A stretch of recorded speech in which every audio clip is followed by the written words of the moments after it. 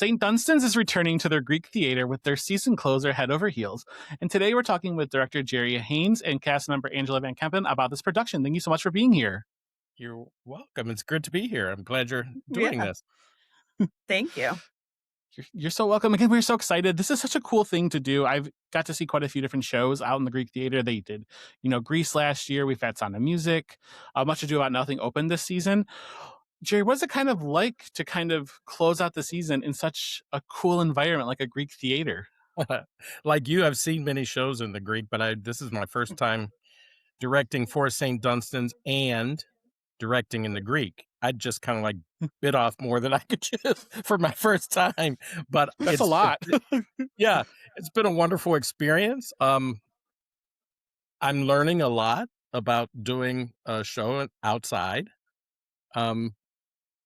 The challenges I didn't expect, some that weren't as bad as I thought. So it's been quite a learning experience. And I was asked by someone, would I do it again? And I would absolutely.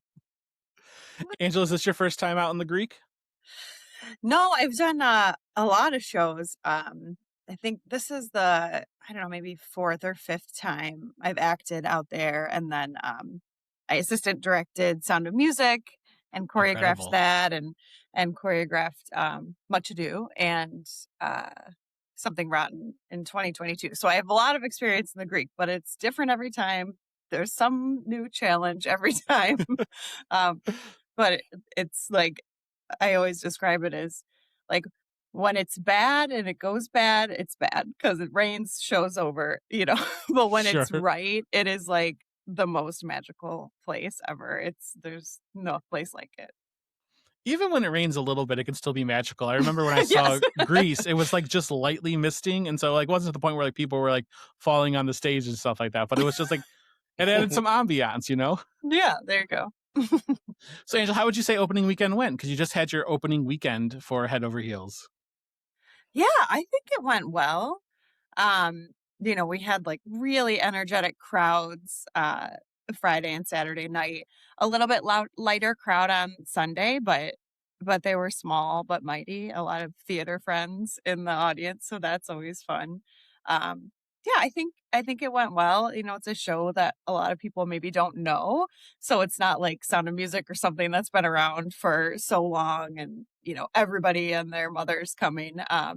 But I think that it's just like a really cool story to tell, and I'm excited we finally get to share it. Jerry, I'm going to be honest. I'm one of those people that didn't know a lot about this show. I did before it was announced.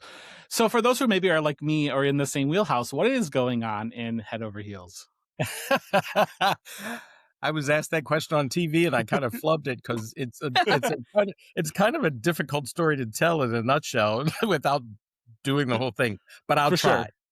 Sure. This is your 2.5 hours to act it all out for us.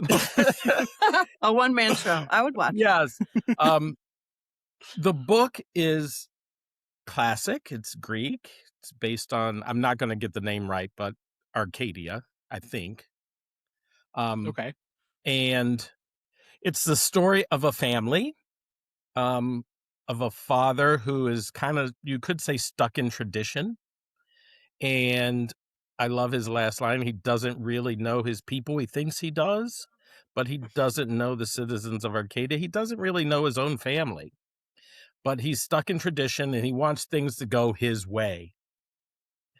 Well, when it comes to his daughter, Pamela, and his daughter, Philoclea, he wants things to go a certain way and they don't, especially with love. So, there's a shepherd boy who is in love with the younger daughter. There's Pamela, who he's trying to marry off to a suitor, and neither of those goes right. In the meantime, the gods are doing something different in Greece, and he has been called by the oracle to hear a prophecy, and basically it's 4 curses. And so he thinks to avoid the curse, he's going to run out of town and take the citizens and his family with him. As one does. Yes, as one does. But he can't escape the curses by running. He can't escape the prophecy. It happens. Things happen, identities and love interests, and it all comes back together in the end. And I don't want to give too much away. No, But that's perfect. It's all set like expertly to the music of the Go-Go's. It's like the You can't go wrong Go-Go's with wrote that. this music for this play. It just fits so dynamically. Were you familiar with the show before you decided to direct it? I was. I saw What- it in New York when it was running Okay. with the original cast. And I knew nothing about it. I was staying at a hotel across the street from the Hudson Theater, and I saw on the marquee Head Over Heels with music by the Go-Go's. That's all I knew. And I'm like, I love the Go-Go's. I've always loved the Go-Go's, so I'm going to buy a ticket and go see this show. I was in the second row. I fell in love with the show. And right then and there, I told my friend they had to go to New York and see it. And I said right then, I have to direct this show when it becomes available. And so this is kind of like it all lined up perfectly to finally be able to do it, and in the Greek theater at that. Absolutely. Absolutely. Angela, were you familiar with the show before auditioning? Not really. Like it was only a few months before, and like I said, I've done a lot of shows in the Greek, and Yeah. it's and I was originally planning to just audition for the ensemble, and so I listened to it, and I was like, oh my gosh, this is going to be really fun. Like, this would be such a fun show to do. And then the more I listened to it, and when I looked at the audition cuts, the one for Pamela kind of made the most sense for my voice. So I was like, all right, I'll just I'll sing that, and we'll just see how it goes. And that worked out. And so that kind of, once I got more into the story, it's, you're asking, what is the show about? You may get like a third of the way through the show and be like, what is the show about? Where are we going? Where are we going with this? Because there's some wild stuff that goes on, but it really it does definitely wrap up nicely with like a pretty little bow. And yeah, I really didn't know much besides like Jerry was like, oh, Go-Go's. Yep. Sounds good. That sounds fun. And it's like a lot of jukebox musicals where you're kind of like, oh, they pieced this together with these songs, but like Jerry said, they fit really well, like with the storyline. So yeah, it was new to me, but now I'll definitely have like, this is one of my top ones to listen to. It's always so. I love a jukebox musical that it feels like the music is just made for the story, and the story fit. Like I know that they can make stories to fit, but like when they just kind of naturally come together, and it doesn't feel like you're trying to force it to be married. That there's such a beauty to a jukebox musical like that. So Angela, you Agreed. mentioned you're playing Pamela, correct? Mm-hmm. Yes. So who is Pamela to you? Oh, she is a complicated gal. She really is like super vain, and at least how she, presents at the beginning of the show is like this vain princess that like isn't happy with any of these suitors, and it and she really goes through like her own journey of why she's really not happy with the suitors without giving too much away. And kind of discovers herself. So finding a way to play it that's not just like how, I don't know, like not just like catty, like Sure. princessy, More but dimensional. yeah, and like you don't just want to be this like annoying bratty character, but like there's she has a line that says every princess is to her duties bound. So obviously like she takes being a princess seriously. She has she's bound to her duties, of which she knows marrying some suitor is one of them. So she's obviously having this internal struggle of why that's not working. So yeah, it's definitely more. She has a song that's beautiful. That's really like what she says is like, what I see when I look at me is beautiful. So like there's definitely that vanity there, but there are a lot more layers to it that kind of peel away as the show goes on. Was there something super surprising that you kind of learned about her as you continue to step into that role, especially as you kind of walk towards like opening weekend? Yeah, I mean, more things just kind of click, as we get closer, to the show opening and when you're in the space. And, as we go through the rehearsal process, it's like you learn your songs and you learn choreography and then you're kind of piecing it together and you know all your lines. But then once you put it all together, it gives you, you're more like living the show in your body Sure. a little bit more. You get the kind of the flow of where things go. And, it gives you a little more time to like process how Sure. these things go together. So now I don't remember what your question was, but what did I learn about her? Yeah. Is there like um, something that she like kind of yeah. revealed to you as you're like as you became her? Well, I think like part of that, like this journey that she's on, and what these like people around her mean to her, and showing again without revealing too much. I know it's a hard dance Kind of sometimes. yes, it is. And there's like there's this reveal, and halfway through, and it's been a challenge for me to try to like build this character to this reveal versus just like boom, now we're doing something different. It's kind of when you see it, if you come to see it, you'll know what I mean. But yeah, it's definitely a little more challenging um in terms of like developing a love interest and things Sure. like that than I thought it might be. And Jerry, you mentioned that you've loved this show from the first time you saw it on Broadway. Mhm. So when you kind of go into directing it, when you have like that vision of what kind of was, how do you develop kind of your vision? Like, what's your process for bringing a show to life as kind of like the captain of the ship? Yeah. So usually when I put in for a show, I've lived with that show for like a year. I've read it. When I read a script, I have lights in my mind. I have sets in mind. I have sound in mind. I have all of these aspects um, that I want to put into it. And I don't like to recreate what I've seen, so I like to put Sure. my own spin on it, which was great for the Greek, um, because I lights in Act One when it's daytime, um, no fly system to bring in sets, so I had to work with the set designer and like rethink what it would look like outside, which means dealing with a unit set and giving the audience being able to tell the story in such a way that the audience would get a feel for different locations, um, and still, have lights that were interesting, um, that would also help to tell the story. Sure. So all those things came into play. Um, but my set designer, um, he he decided to do this whole Andy Warhol Greek thing, which is kind of cool.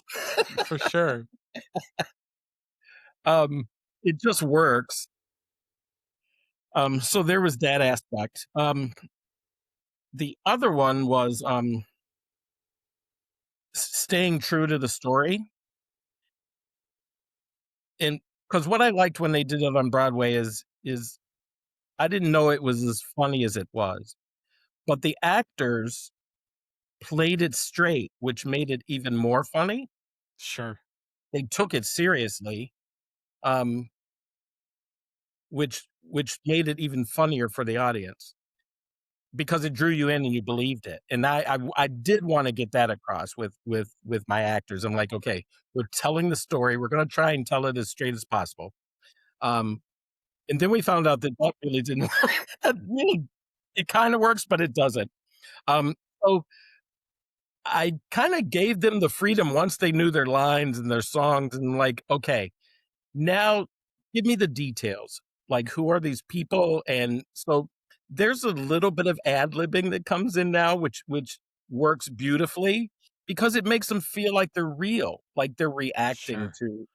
to this what's in the story, and it's and it's kind of all related, and it just kind of all flows. And um, so I'm very proud of it. I'm very proud of it. I was gonna say, when kind of going back to what you were saying, I never thought in my head about the additional challenge of like sunlight changing and the things like that, like how that all has to play an effect. And the lighting that might work later in the night when it's super dark is not going to work when it's, fresh 8 o'clock, as we're getting, Right. it's almost 8 o'clock now and we still have light out. Yeah. I mean, Angela, when you're kind of, when you're, an actress or on the stage for that, what is that like? Because you're much more exposed to the audience too. You're kind of down in the middle. I think I'm such a bad theater guy here. You're in a proscenium, correct? At that one, technically. There's not really, but it's Okay. like this really wide stage, and yeah, like when the show starts, kind of through most of Act 1, it is light. You can see every single person. So um I warned people the first time they perform in the Greek, like, you're gonna look at the audience during the opening number and they are just gonna be like, because people don't think about their faces when they watch something. You know what I mean? Like, so they may just be staring at you. It's gonna take a minute for them to come with us, so I really try not to, you know, I try not to, kind of, until like Act 2, when it's getting darker, then I'll kind of glance around a little bit to see, like, who's there. But yeah, it's very intimate because they are like with us on this journey from day to night, and which is again so unique to the Greek. But it can be jarring if you get out there and the first time you think about that is opening night and you're like, oh my gosh, I can see every single person staring at me. It's definitely different. Which You know, didn't help as when I encouraged them to break that fourth wall. Yeah. Yeah, the Which is audience warms so up cool. real interact quick. with them. But that is such a cool aspect about the Greek theater, I feel like, is because there is that less of a traditional wall between the audience and the actors. Because I mean, I've seen shows where they use the stairs and they run around and they're talking to people and they're hiding behind people, and like, or even when you're down in the little, the grassy part, you're right there and everyone's just like, it's. I would assume, I'm not an actor, but I assume that sometimes that could be intense when you're like, all eyes are literally, you can feel them, as Yeah, you're doing that. But yeah, that's really cool. So you encourage kind of the fourth wall break. You were like, I this, did. make them a part of the show. Yes. Why was that important to you? Because there's so many monologues, and in those monologues, they're talking to somebody. Sure.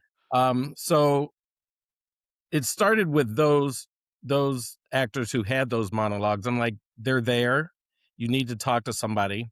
So talk to the audience. That's your other character. Even though you're like, the monologue's supposed to be in your head, you're talking out loud. So I'd rather you engage the audience and get them involved in the show.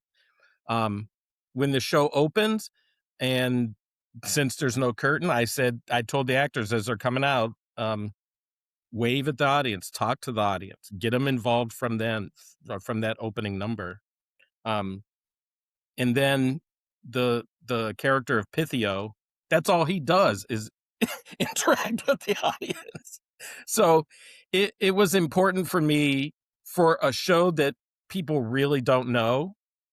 It was a vehicle to get them involved in it. Sure. I mean, they're going to buy into it 100% when they feel like Right. they're a part of that story.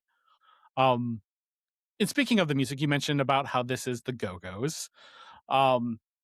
Jerry, what would you say maybe is your favorite number? Or do you have a favorite number? Or is there one that just like, you just feel so accomplished now that it all came together? Wow. My favorite. Okay. Yes, I do have a favorite number. It's Pamela's number.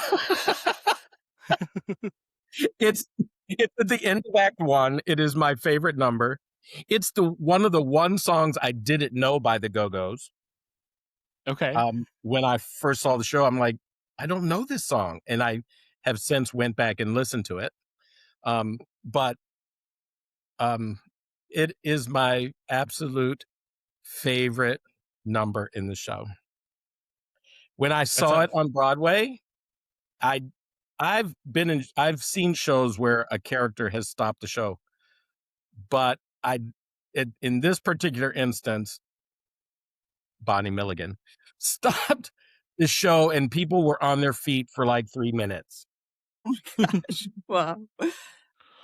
And That's yeah, awesome. and That's really cool. yeah, it's just one of those numbers that comes out of nowhere. It's unexpected, and Angela does a great job with it. Thank you. That's Thank awesome. That's you. awesome. Angela, is that your favorite number as well, or do you have a different Yes, number that really yeah. stands out? It's a very fun number. Yeah. That is really Again, we awesome. don't wanna reveal too much. You'll have to go Yeah, for see the sure. show, People but, have to go see the show. They it's have fun. to, Yeah. but we're just trying to get them intrigued. Yeah. But speaking of the audience, before I let you both go, and Angela, I'll start with you. It's just, what are you hoping audiences take away from this production of Head Over Heels?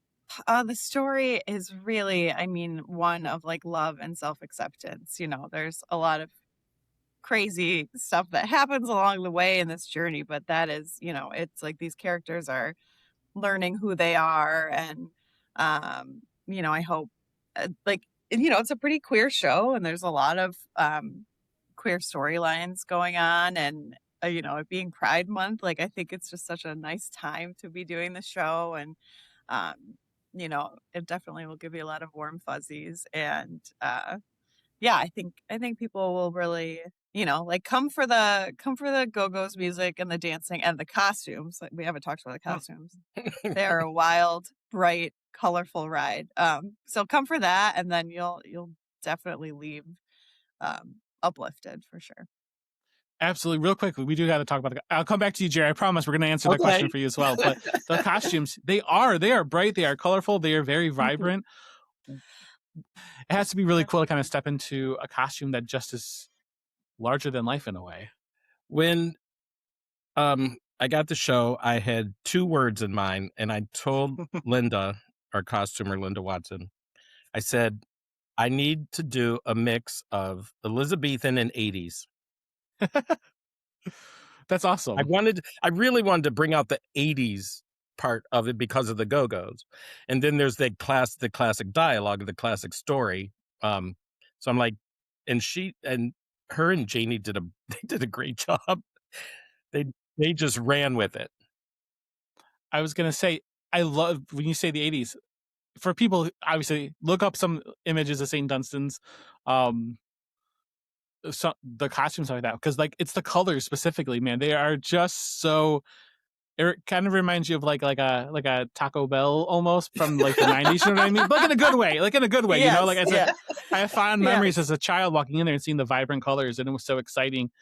And that's when you think of like an 80s film, you know, or even, you know, 80s through 90s, even a little bit of 70s, there's the bright, vibrant colors that really speaks to the life that's kind of lived there. So you nailed that. Absolutely, Jerry.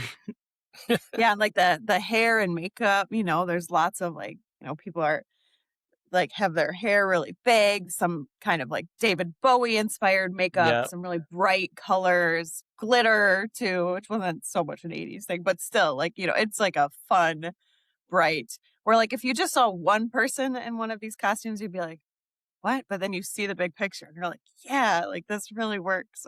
It's really, yeah, they really did a great job. But Jerry, then to close this out, what are you hoping audiences take away, other than the vibrant colors in the world of the 80s that I think that they're going to just love? I really hope people get the message of the story.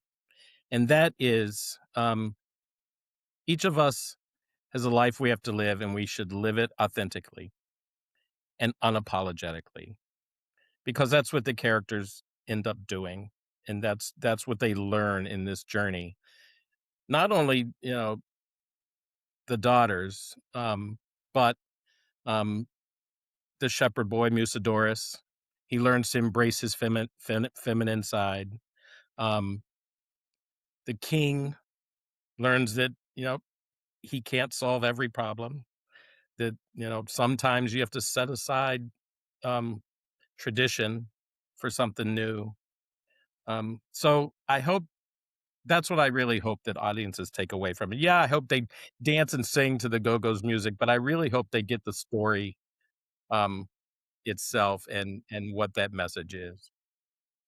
Absolutely. And so I hope that people turn out and that they absorb it both visually and just the messages at hand. And I want to thank you both for being here. It's been such a pleasure talking with both of you, and we're so excited for this production. Yay, thank you for having us. Yeah, thank you so much. So Head Over Heels runs at St. Dunstan's Greek Theatre through the 13th of June. So get your tickets now. We'll see you at the show. Bye.